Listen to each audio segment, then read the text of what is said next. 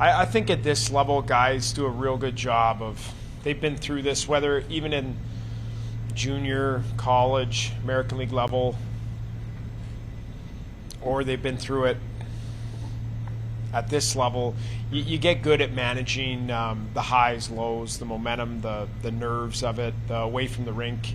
You find little mechanisms to get your mind away from it, and then when you show up, they're real good at it being very routine. And that's why routines are so important for these guys, is because they just, once they get to the rink, they know what they do. They have breakfast, they talk to this guy, this guy, this guy, they watch this show, and then it's just finding mechanisms of keeping your mind on the task at hand and not the big picture. And so most of the guys, and experience comes into play, right? And that's why it's so valuable this time of year. But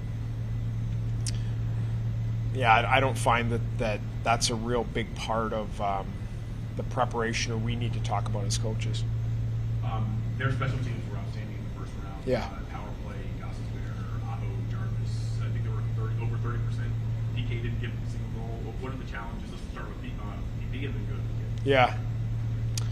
Yeah, they had quite the first round against Jersey, and Jersey was a real good power play going into that series. If you remember, they had lost Jack Hughes, and they still continued to produce at a pretty high clip, and their penalty kill, I want to say, was top 5 in the league as well in the regular season.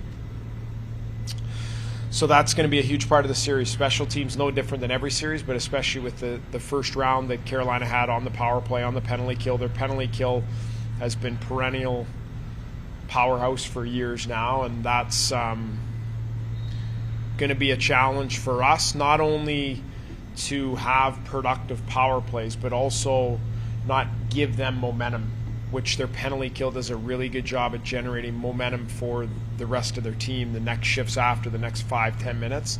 It's significant. So, you know, the discipline inside the series, like we're sort of the way the games looked from our standpoint in Game 4 and Game 5 in the Montreal series, of nothing after the whistle. Everything we do from a physicality standpoint will be between the whistles, and that's our objective. And the odd power play or penalty kill that we have to, we need to do a job. So, yeah, I talked about the penalty, the power play. You mentioned the weapons that they have on it. They've got a good little mix there. They've used some different rotations. They've got shooters on both flanks that can bomb it with Jarvis, Aho, and Blake's been a good complement to that group as well, and Gossesbear, for my money.